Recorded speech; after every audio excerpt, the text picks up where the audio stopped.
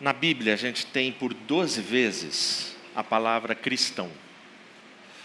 3 vezes aparece a palavra crente. E 260 e poucas vezes discípulo. Isso depende de qual tradução você está nas mãos. Mas mais ou menos são esses números.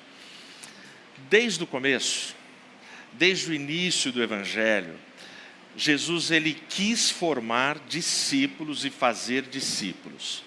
Discípulos vem do grego matetes, que significa aprendiz, pupilo, aluno, aquele que caminha e vai aprendendo com. No caso, quando você chega em Atos 11, é onde, pela primeira vez em Antioquia, os discípulos são chamados de cristãos. E cristão ali, eles foram chamados de forma pejorativa, não foi um elogio. Era uma coisa meio que tirando um sarro dos discípulos. Só que o nome pegou e deixou de ser uma zoeira e passou a ser um nome ok. Por isso que Pedro, na sua segunda carta, ele vai terminar no último versículo 3:18, dizendo assim: antes crescei na graça e no conhecimento. Ou seja, nós somos discípulos, nós somos aprendizes e a gente vive aprendendo da palavra de Deus. Bom, agora, quando esse tema foi proposto, faça discípulos, você é? A pergunta que a gente espera automaticamente com a afirmação inicial da frase é: faça discípulos, você faz? Mas a gente quer perguntar antes se você é discípulo, porque só dá para fazer discípulo quem é. Um exemplo bem banal. O que é que tem amanhã, às 4 horas da tarde? A Aline, a nossa levita, professora da escola bíblica, ela está mais craque que vocês. Final da Copa do Brasil. Certo? Por exemplo, é impossível para... E quem está disputando essa final? Quais são os 2 times? Flamengo e São Paulo. Certo? Mas é impossível para você chegar para um não São Paulino, um cara que não é São Paulino, e fazer ele convencer e ensinar o filho a ser São Paulino. Porque ele não é. Ele nem vai querer fazer isso. Como é que você pede para um corintiano falar assim: corintiano, ensina o meu filho a ser São Paulino? Ele não vai fazer isso. Então, eu estou falando de time de futebol. Normalmente, os filhos seguem o time do pai. Normalmente, na maioria das vezes. Mas tem filhos que não quer papo com o time do pai. É porque esses pais não eram discípulos. Entendeu? Então, deu para entender? Faça discípulos. É a ordem da grande comissão. É a missão da igreja. Eu preciso fazer discípulos. Mas você é discípulo? A gente só consegue sucesso se nós formos. É fácil ser discípulo? Essa é a resposta difícil para a gente dar agora. Aí eu te convido a ficar em pé. Evangelho de Lucas, capítulo 14, o verso 33. Lucas 14, o verso 33. Em nome de Jesus. Olha o que Jesus está falando para a audiência dele. Assim, pois, qualquer de vós que não renunciar a tudo quanto tem, não pode ser meu discípulo. Está claro? Esse é aquele texto que Jesus podia falar assim: precisa desenhar? Assim, pois, qualquer de vós que não renunciar tudo quanto tem, não pode ser meu discípulo. Fecha os olhos. Senhor, Em nome de Jesus. Fala conosco, Pai. Nos instrui, nos orienta. Abençoa, Senhor, a Tua palavra nessa hora. Que a gente possa receber aqui respostas através desse texto, através do Teu ensinamento. Sê conosco, em nome de Jesus eu oro. Amém. Todos podem se assentar.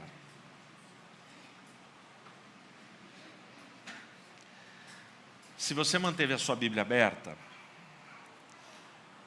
tudo aqui é difícil nessa passagem. A primeira decisão difícil, a primeira escolha difícil, a primeira resposta difícil aqui, a gente começa a entender no versículo 25. Olha o 25. E iam com ele grandes multidões, e voltando-se, disse-lhes. Então a primeira resposta é: você precisa decidir o que você quer ser. Você quer ser multidão ou você quer ser discípulo? Você tem que escolher que grupo você quer estar. Eu quero ser multidão ou eu quero ser discípulo? O que mais a gente tem nos evangelhos são multidões indo atrás de Jesus. Mas o evangelho, se você ler atentamente os 4 evangelhos, os autores sempre diferenciam a multidão e os discípulos. Nessa cena nós temos a multidão e nós temos os discípulos. O texto que eu li, Jesus termina dizendo, presta muita atenção nessa frase. Se você não fizer isso, não tem como você ser meu discípulo. O preço de ser discípulo é muito alto, é muito caro, não é barato. Se você ouviu pregações por aí que dizem que é muito simples você chegar e ser discípulo, essas pregações não te contaram a verdade bíblica. E o que interessa para mim e para você é o que Jesus diz a respeito de ser discípulo. Tá, então custa quanto, pastor? Custa tudo. E isso já vem no versículo 26. Presta atenção o que Jesus fala no versículo 26. Se algum homem vier a mim e não aborrecer a seu pai, sua mãe, sua esposa, seus filhos, irmãos, irmãs, e também a sua própria vida, ele não pode ser meu discípulo. Ele repete o que ele falou no versículo 33. Se você não renunciar tudo isso, você não pode ser meu discípulo. E aqui ele coloca 2 coisas que são as coisas mais importantes para a gente. Primeiro, a família. Segundo lugar, a própria vida. São 2 coisas que eu e você resistimos a abrir mão.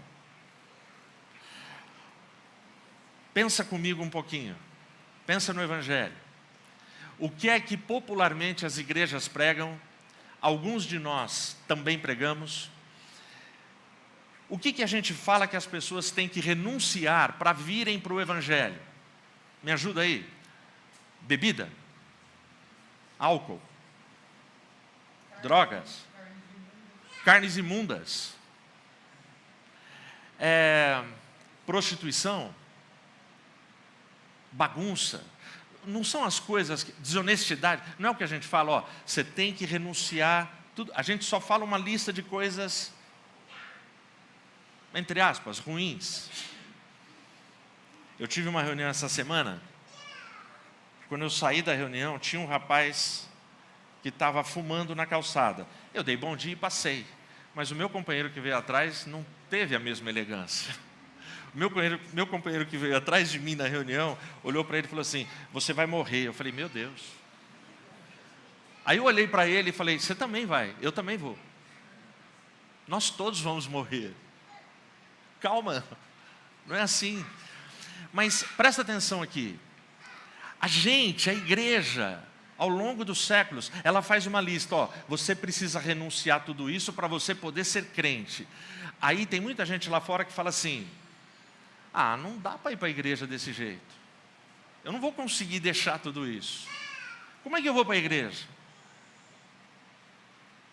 Tem um vídeo de um cara meio caipira na internet rolando hoje, que ele fala assim, não dá para ser crente, eu não quero ser crente, é muito difícil ser crente. Por quê? Tem que deixar tudo.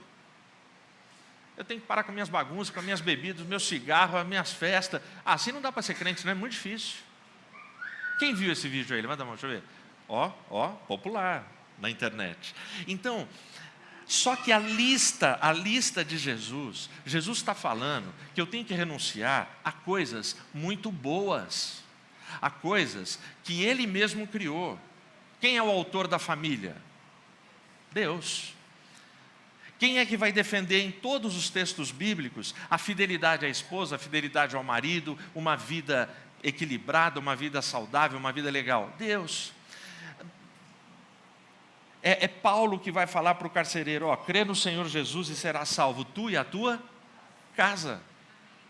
É Josué que vai falar, vocês podem servir os deuses que vocês quiserem, mas eu e a minha casa. E aí Jesus vem aqui no versículo 26 e fala o seguinte, se algum homem vem a mim, mas ele não abre mão, ele não aborrece, ele não renuncia, pai, mãe, esposa, filhos, irmãos, irmãs, e a sua própria vida, ele não pode ser meu discípulo.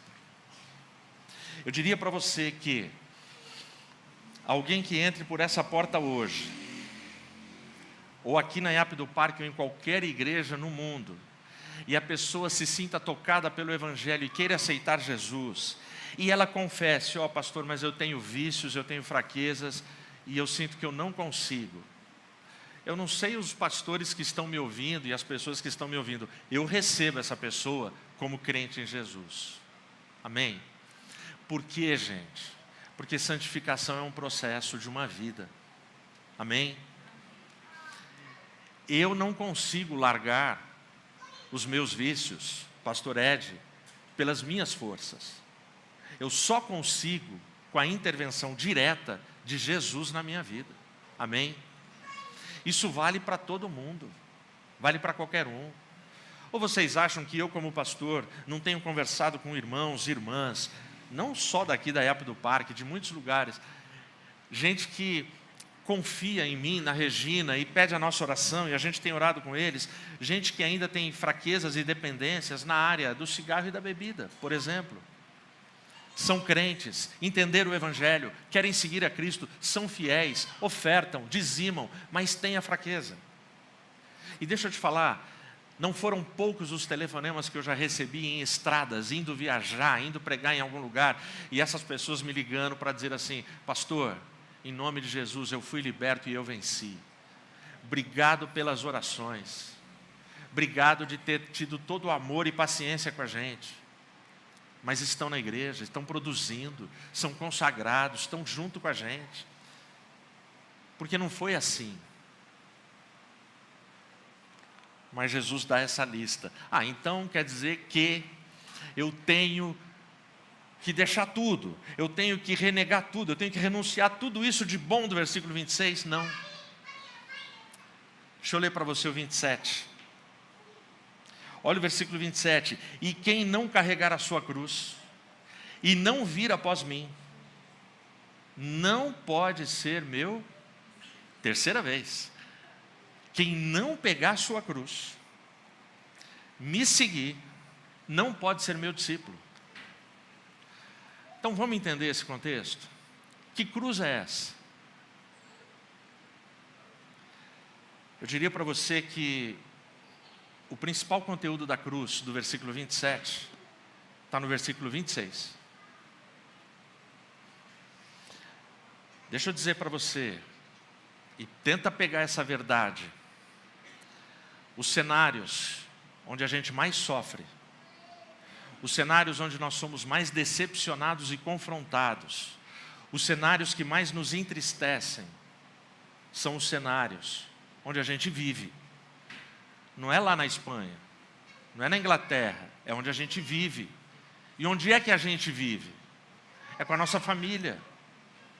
Quem são as pessoas que mais nos ferem? É a nossa família. Eu vejo você de sábado de manhã, ou numa transmissão. A gente se vê aqui pouco, a gente não se vê muito. Pode ser que tenham irmãos aqui que se vejam com mais frequência, mas vai ser um grupo pequeno, não é um grupão. Mas onde é que nós somos feridos? Onde é que nós somos traídos? Onde é que nós somos decepcionados? É no contexto do pai, mãe, irmão, irmã, esposa, marido, sobrinho, filho, vô, cunhado. Cunhado, então? Sim ou não? Aí ele está falando, pegue a sua cruz. O pegue a sua cruz já coloca um paradoxo, já contradiz o versículo 26. Não é para abandonar, não é para deixar, me segue, vai comigo. Qual é a cruz que eu carrego? Qual é a cruz que você carrega? São os nossos problemas, as nossas dores, os nossos sofrimentos, enfermidades, coisas que a gente queria assim que Jesus voltasse agora para acabar. Quem está nessa aqui quer que Jesus volte agora? Não é muita gente, mas eu estou com vocês que ergueram as mãos. Eu vou perguntar de novo, hein? Você tem uma chance. Quem é que quer que Jesus volte já? Deixa eu ver. Aumentou, pessoal, não sei você em casa. Os solteiros nunca levantam a mão. Por quê? Solteiros têm uma imagem de casamento assim, Jesus podia voltar depois que eu casasse. Quem aqui casado pensou isso? Levanta a mão, deixa eu ver. Eu pensava isso. E olha que eu namorei 7 anos. São 7 anos pensando, Senhor, ainda não, ainda não. Agora eu já estou casado há mais de 30, eu estou há 30 anos falando, Senhor, volta. Porque o casamento está ruim? Não.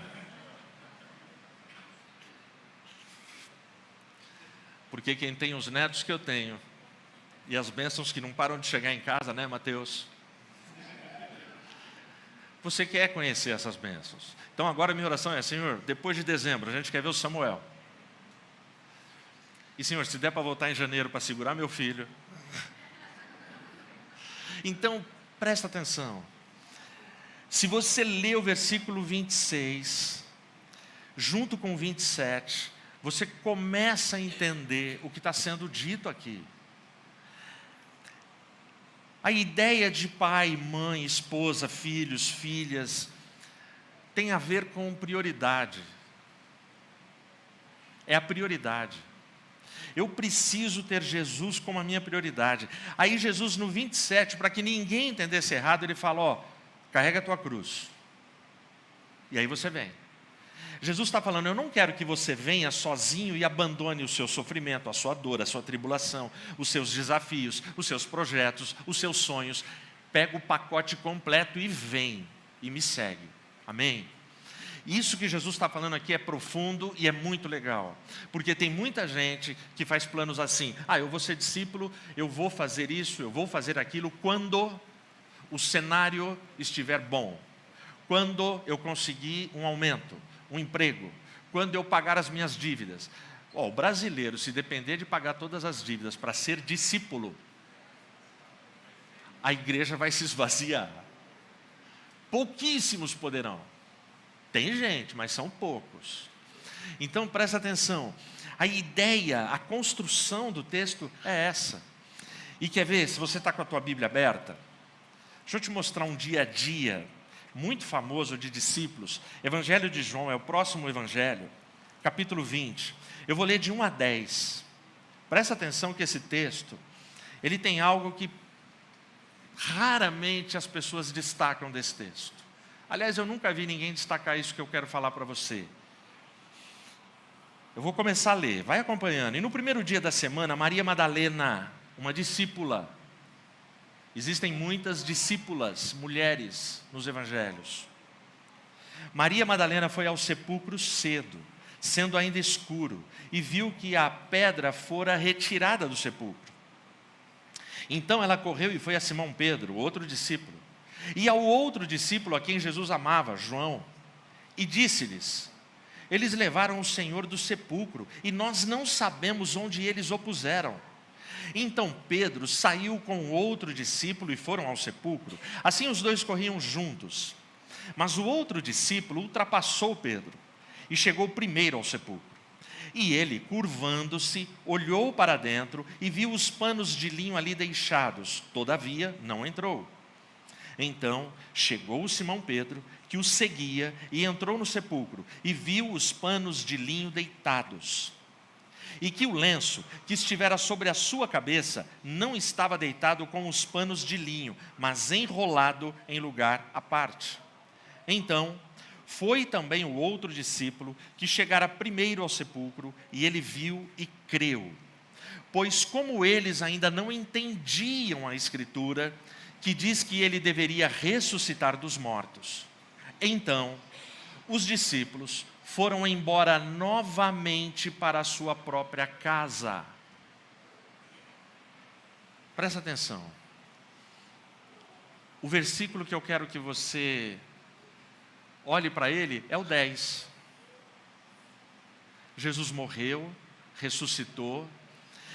Os discípulos, e nós temos 3 ali, Maria Madalena, Pedro e João, do grupo de discípulos que seguiam a Jesus, além dos 12, tinham mais.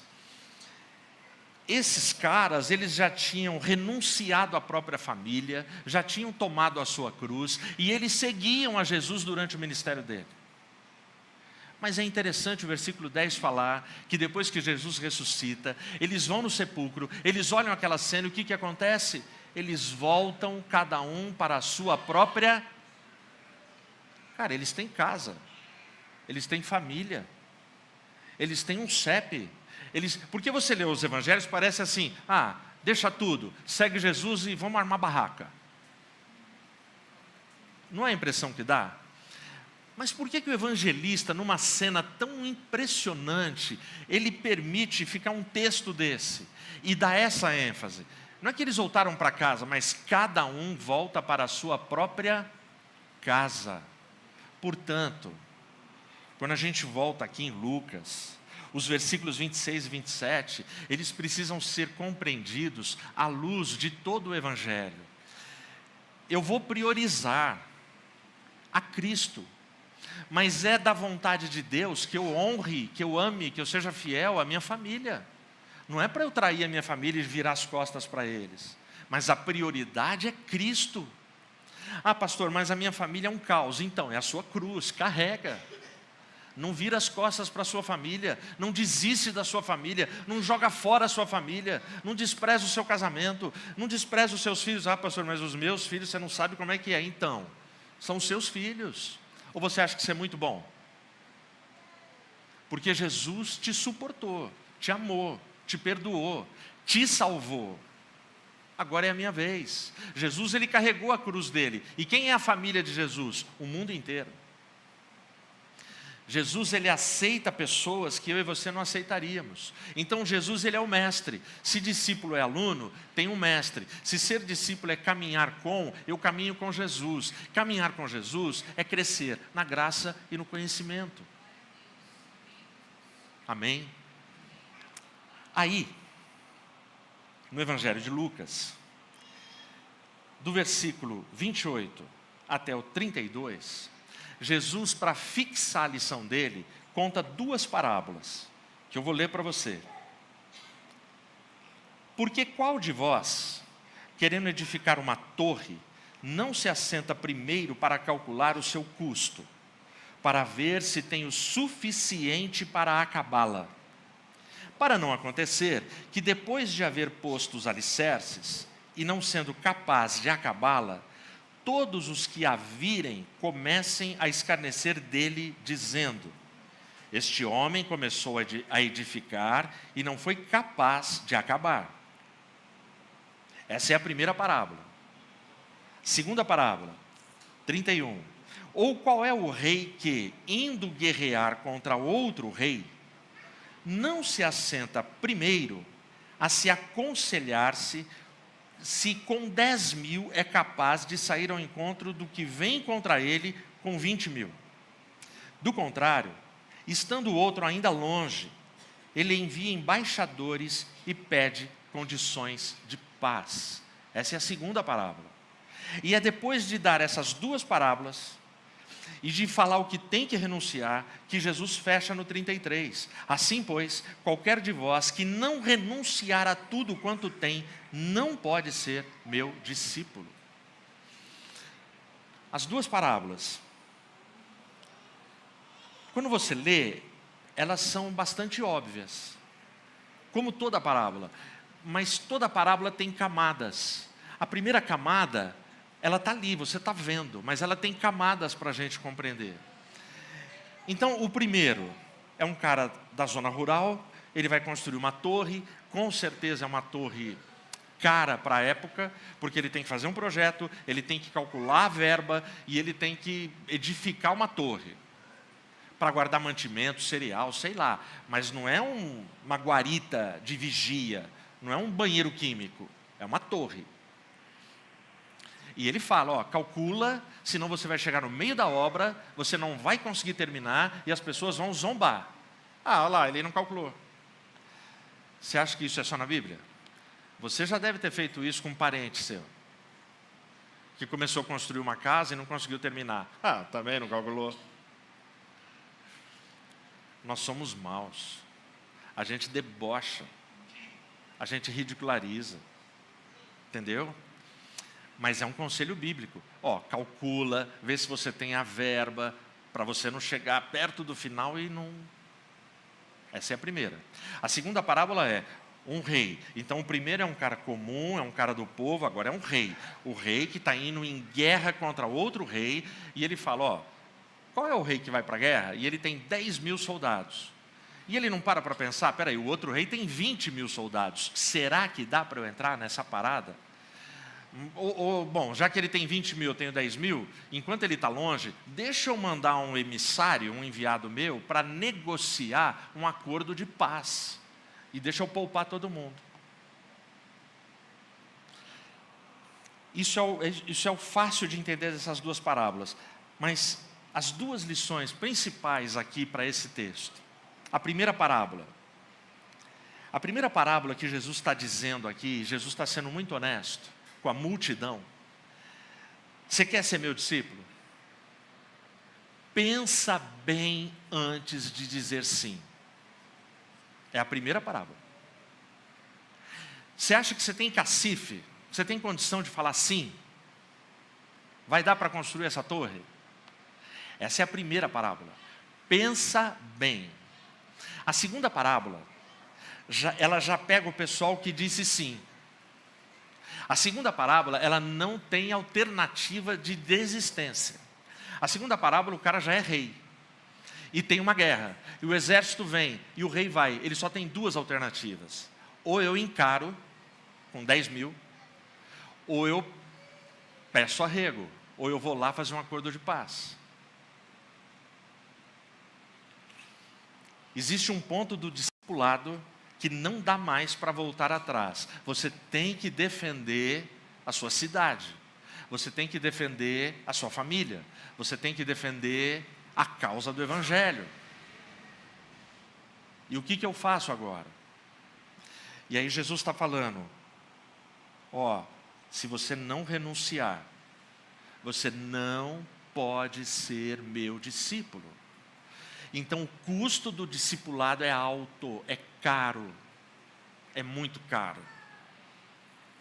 Eu fiz uma pergunta no começo, que a Aline respondeu, Copa do Brasil amanhã, final. Você sabe o que eu vou estar fazendo amanhã, 4 horas da tarde? Um casamento.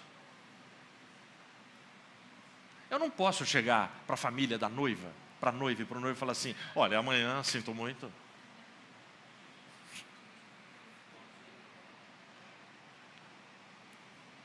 Entendeu? Ainda bem que eu não torço para nenhum dos times. Teremos uma equipe nos bastidores ali. Então olha só, presta atenção. Mas eu estou falando de algo que é banal.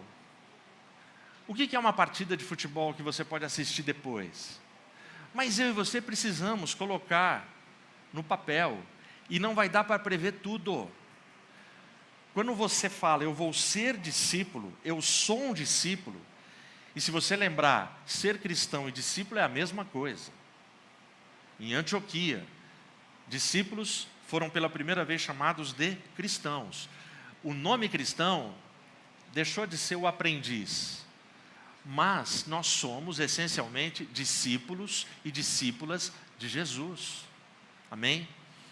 Até quando? Deixa eu te falar. Você conhece alguém nesta vida terrena, que chegue pelo menos, eu vou ser gentil, vai, até os joelhos, não é até o pé, até os joelhos de um apóstolo Paulo? Eu não conheço. E olha que eu conheço homens e mulheres com um gabarito e um conteúdo teológico profundo. Eu conheço caras que têm 10 faculdades, caras que se especializaram em grego, hebraico, aramaico, javanês. Javanês é por minha conta. Então olha só, mas esses caras não chegam no joelho de Paulo. Estão entendendo?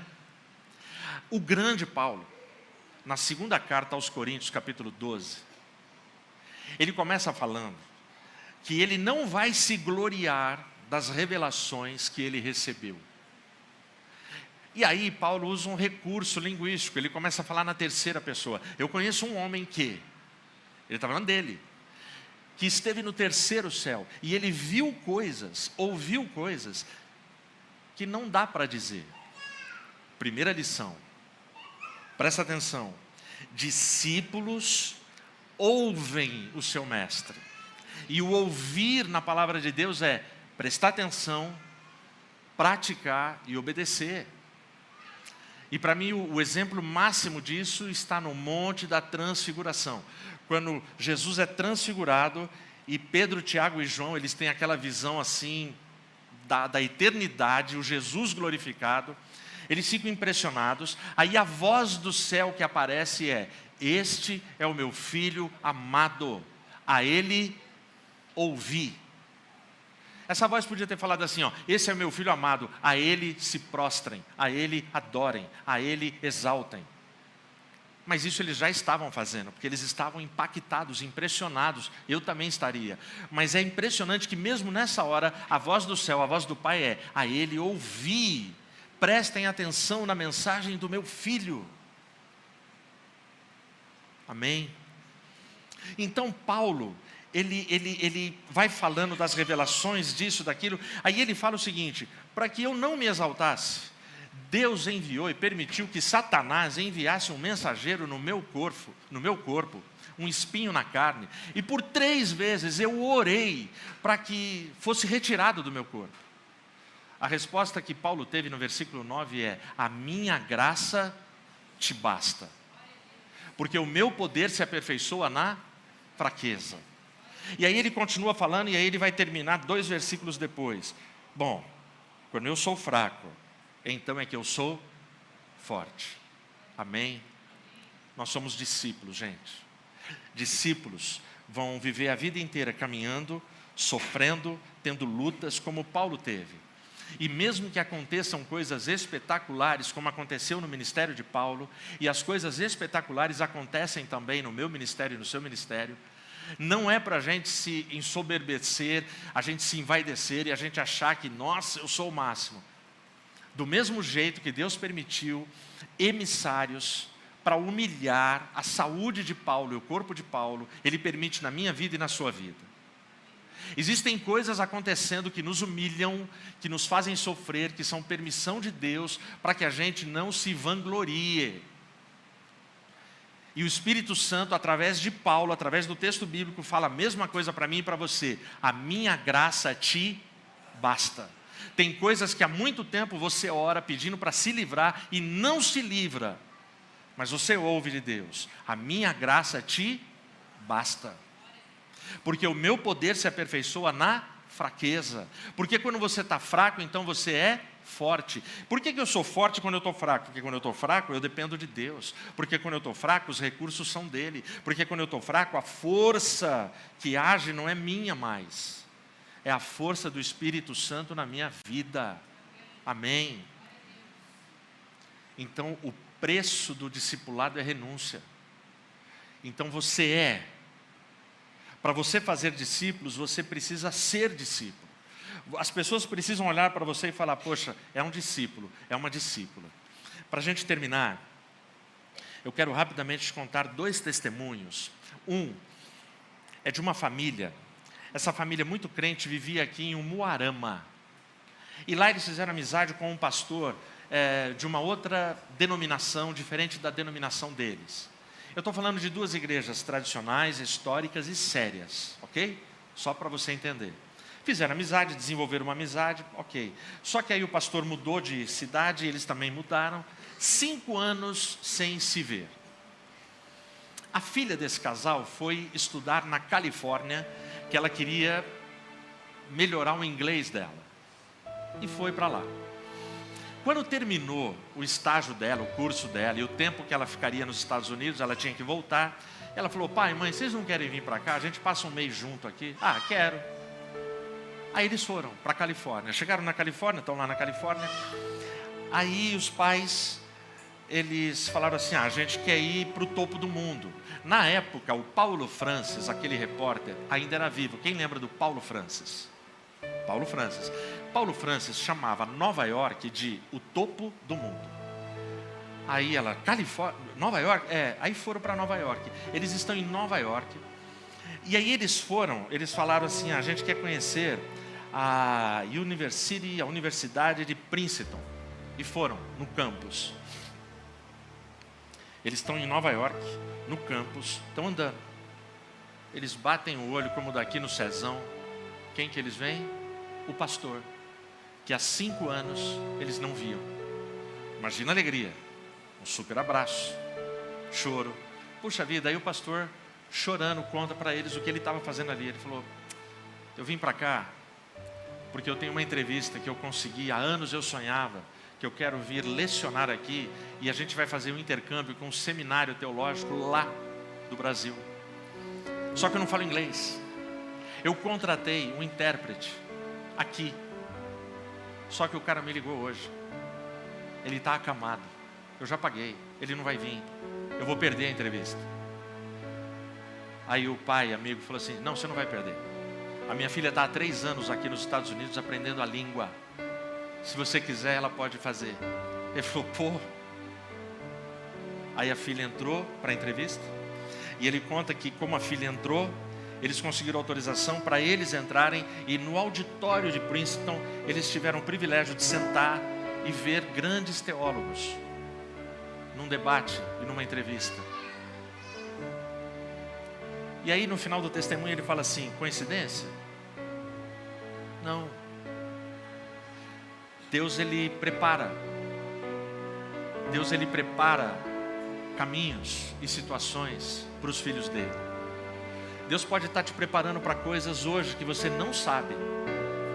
Deus pode estar te preparando para usar você em coisas que você nem imagina. Mas não perca a posição de discípulo. O segundo testemunho é da Joni Eareckson Tada. Joni Eareckson Tada, ela com 17 anos de idade, até 17 anos de idade, ela era da multidão. Ela ia na igreja. Ela fazia tudo certinho, mas ela era da multidão. Ela entendia que, se eu fizer tudo certo, eu vou ser salva e está tudo bem. Ela achava isso. Até que com 17 anos, ela era mergulhadora, ela vai numa praia e ela vai mergulhar e ela calculou errado. Ali está a água, mas ela não escolheu bem o lugar. A água estava aqui, mas a menos de 1 metro, uma rocha. E ela mergulha de cabeça. E ela bate. Joni Eareckson Tada, ela ficou imobilizada do pescoço para baixo. Ela ficou tetraplégica.